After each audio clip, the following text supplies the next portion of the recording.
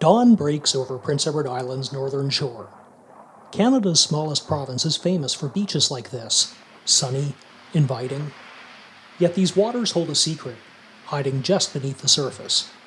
A piece of maritime history, lying just a short stone's throw from the beach.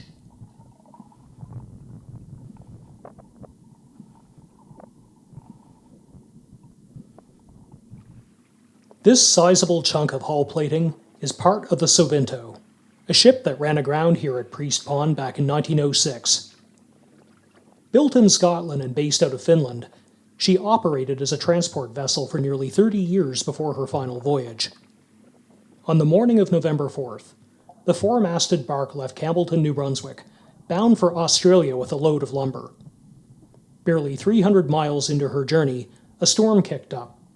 By evening, it had caught the ship in its grasp and smashed her into a reef.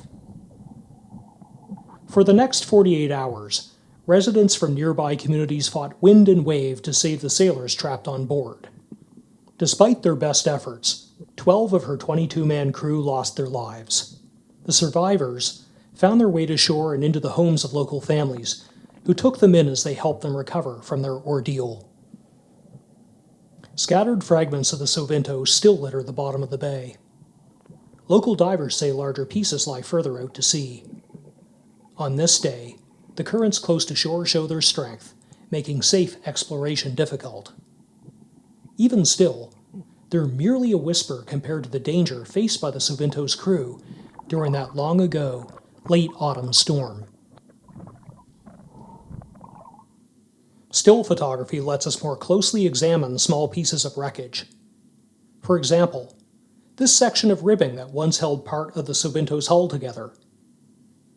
In other cases, these photos make it easier to differentiate between rust and rock. They also lift the veil of sediment churned up by the waves rolling only a few feet overhead. They let us take our time and enjoy the interplay of light and shadow, ever present in the underwater world.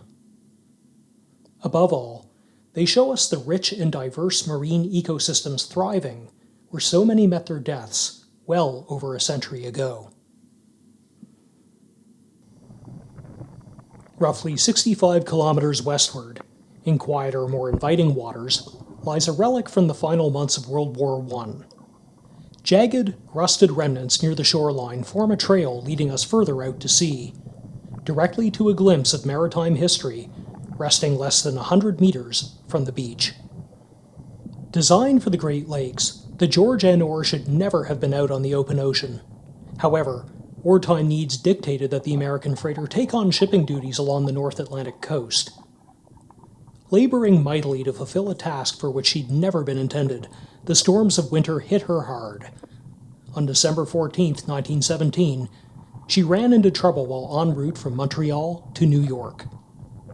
Accounts of the accident vary, but it seems her steering gear broke and the strapping that held her together came apart, snapping her in half. Broken and adrift, she ran aground, rupturing her bottom plates and ruining her cargo of hay. Nevertheless, the George N. Orr brought her entire crew safely to shore at Savage Harbor, where she lay stranded for many years, her hull and fittings salvaged for scrap. What couldn't be salvaged remains there still, an enticement, waiting just beyond the surf line for adventurous snorkelers. Once again, still photography lets us appreciate how time and neglect can transform even the least spectacular shipwrecks into places of mystery and intrigue. Parts of the George N. Orr now form a vivid underwater landscape of emerald greens and muted sunlight. Once vital, ship's fittings have become, within a century, a habitat for plants and animals. Here, buckled remnants of the ship's keel form a small valley full of undulating weeds and tiny fish. Structures once meant to support industry and commerce in a time of war now support life of a different sort. The Sovinto and the George N. Orr represent only two examples of the hundreds of ships wrecked in Atlantic Canadian waters during the past 400 years.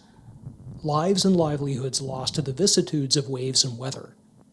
Yet, in their decay, They testify to the power of nature and to new life given birth from tragedy.